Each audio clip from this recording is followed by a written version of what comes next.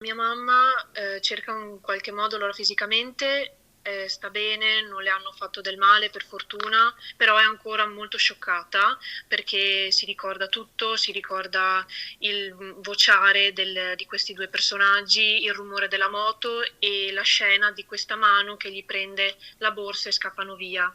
Sono sequenze che difficilmente riuscirà a dimenticare la 57enne insegnante che venerdì in pieno giorno è stata vittima di uno scippo nella zona dell'Istituto Nightingale a Castelfranco Veneto. A parlare è la figlia che stava attendendo la madre a casa per pranzo. La donna è in sella alla sua bici, poco distante dalla propria abitazione, quando due uomini a bordo di una potente moto blu la sorprendono alle spalle.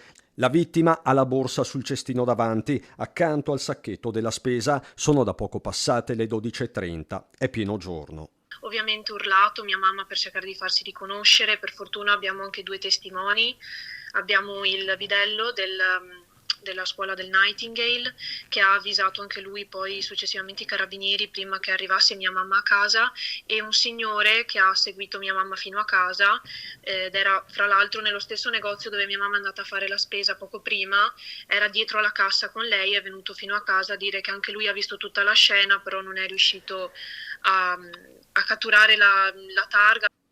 I due uomini a bordo della moto portano entrambi il casco, addosso una maglietta bianca, la carnagione è chiara, non parlano, difficile capirne la provenienza, sono chiaramente attimi concitati, quello che è certo è che si impossessano della borsa con all'interno carte, alcune banconote, cellulare, chiavi. Quando la donna torna a casa scattano immediatamente la denuncia e il blocco delle carte, ma nell'arco di mezz'ora i delinquenti riescono comunque a fare dei prelievi. Sono andati a fare delle spese in un negozio a Loreggia e hanno fatto ben 5 pagamenti.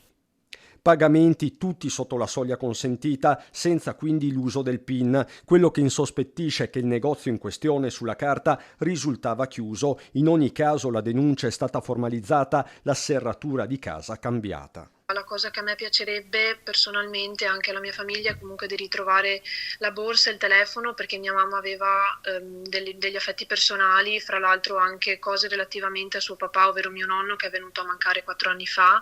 Nel portafoglio aveva anche una sua foto e cose così, sono anche affetti personali, insomma.